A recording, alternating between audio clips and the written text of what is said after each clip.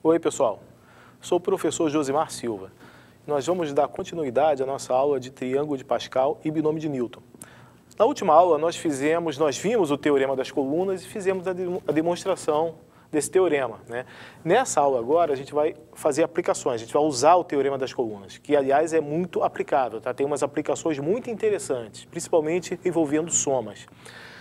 O primeiro exercício aqui, o primeiro problema, é de fato um exercício mesmo para a gente exercitar só, tá? Um exercício de reconhecimento, só para a gente poder manipular com alguma destreza o teorema das colunas, para a partir de então fazer resolver uns problemas mais elaborados, tá? Como é que eu faço para calcular essa soma aqui? Bom, isso aqui é exatamente, está claramente ligado ao teorema das colunas. Repare que todos esses binomiais estão na mesma coluna, né? E além disso, as linhas são sucessivas. Linha 3, linha 4, linha 5 até a linha 17. Bom, é exatamente isso aí que eu preciso exatamente disso para usar o teorema das colunas. O que diz o teorema das colunas? Bom, a soma de todos esses elementos vai estar na linha de baixo, imediatamente na linha abaixo do último elemento, ou seja, na linha 18, e a coluna vai ser na coluna imediatamente à direita da coluna de todos eles, né? Ou seja, na coluna 4. Então, vai me dar 18, escolhe 4. Que fazendo as contas, é 18 vezes 17 vezes 16 vezes 15, tudo isso dividido por 4 vezes 3 vezes 2 vezes 1. Fazendo aqui os cancelamentos, né?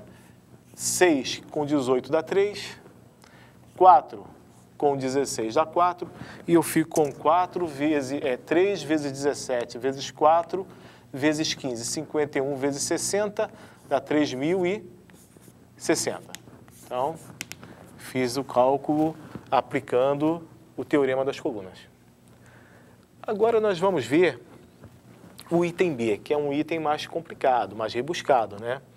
Vamos ver como é que eu posso calcular essa soma aqui usando o teorema das colunas. Quero chamar a atenção para uma coisa característica de um problema onde a gente pode aplicar o teorema das colunas. São produtos de inteiros consecutivos, tá? Quando eu tenho produtos de inteiros consecutivos numa soma, é bom pensar no teorema das colunas, tá? E às vezes, comumente, a gente não tem esse produto, mas a gente consegue forçar a barra e fazer com que ele apareça, tá? Vamos lá. Um passo importante nesse caso aqui é escrever essa soma usando a notação de somatório. Tá? Somatório de K variando de 1 até N de quê? De K, K mais 1, K mais 2. Tá? Repare que quando K for 1, eu tenho esse termo aqui. Quando K for 2, eu já tenho esse aqui. Tá? E assim por diante. Quando K for N, eu tenho o último termo. Tudo bem? Então, vamos lá. Agora vem uma jogada que a gente costuma fazer para poder aplicar o teorema das colunas. A jogada é a seguinte: eu tenho 3 fatores aqui, eu vou botar 3 fatorial e vocês em breve vão perceber o porquê disso. Vou dividir por 3 fatorial e vou multiplicar por 3 fatorial. Se fosse 4 fatores, eu colocaria 4 fatorial e assim por diante. É bom perceber também que eu não provoquei alteração alguma no valor numérico dessa expressão, tá? Eu estou multiplicando por 3 fatorial e estou dividindo por 3 fatorial também. Mas qual é a vantagem de fazer isso? Vamos ver. Uma coisa que é válida, tá? Que a gente tem que prestar atenção nisso aqui, que é um ponto importante, é que essa constante aqui ela pode sair do somatório. E a gente vai bater um papo a respeito disso. Por que isso é válido, tá? Primeira vez que a gente toma essa atitude, então a gente vai falar sobre isso. Então, minha expressão vai ficar assim. Tudo isso dividido por 3 fatorial. Vamos falar da passagem desse 3 fatorial para fora do somatório. Repare que nessa situação aqui, esse K vai variar de 1 até N. O K igual a 1, K igual a 2, K igual a 3. Em todas essas parcelas, eu tenho 3 fatorial, né, multiplicando. Ou seja, o 3 fatorial multiplica a cada uma dessas parcelas. Multiplica cada uma dessas parcelas. Eu posso botar esse 3 fatorial em evidência, né? Estando essas parcelas enfileiradas, né, eu posso botar o 3 fatorial em evidência. Colocar o 3 fatorial em evidência significa que eu posso calcular a primeira soma, que vai ficar dentro dos parênteses, e o resultado multiplicar por 3 fatorial. Ora, isso é rigorosamente a mesma coisa que isso aqui, ó.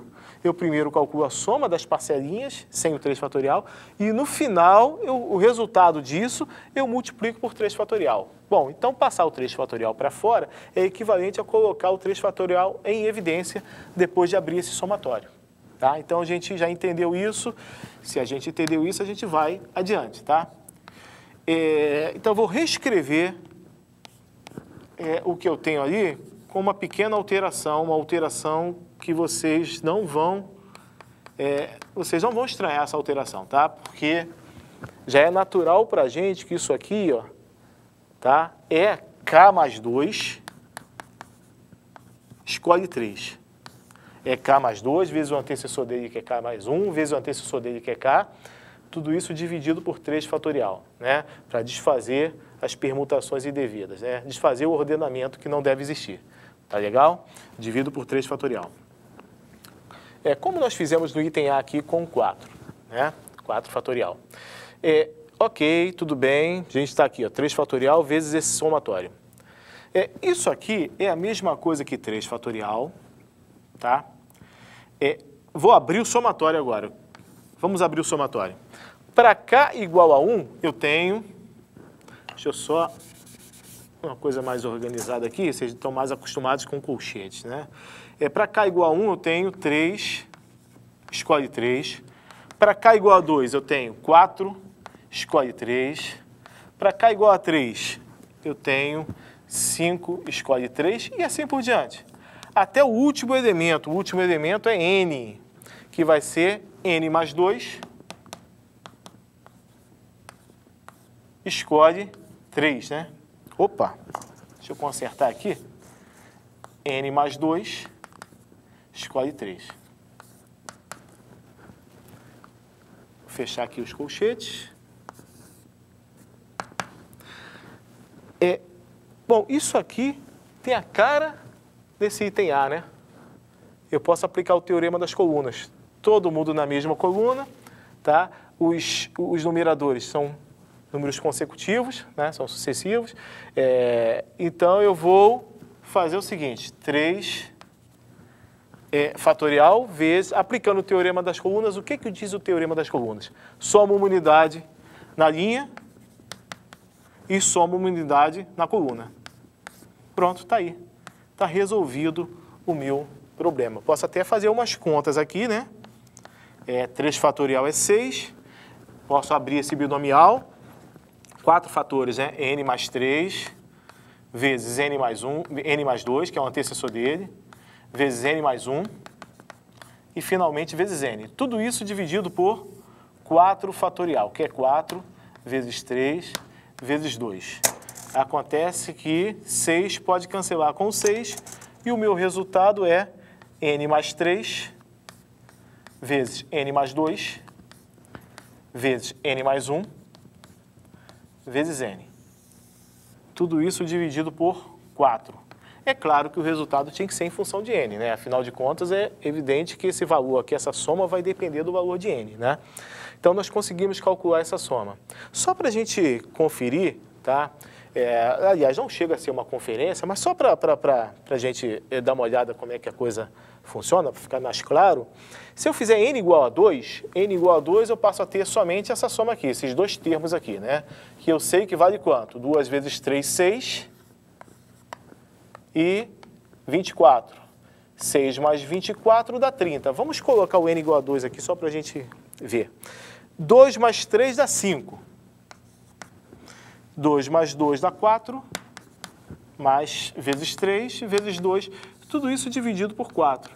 Será que a gente vai encontrar 30 aqui também, conforme nós encontramos aqui em cima? Vamos lá. 5 vezes 3, 15, vezes 2, 30. tá? Então, foi isso que nós acabamos de fazer. Nós encontramos a soma para qualquer valor natural de n, tá bom? Eu vou apagar aqui, tá? Então, tá aí um exercício que não é tão simples e que tem uma resolução, se a gente usar o teorema das colunas, não muito complicada, né? Com isso, a gente encerra essa aula.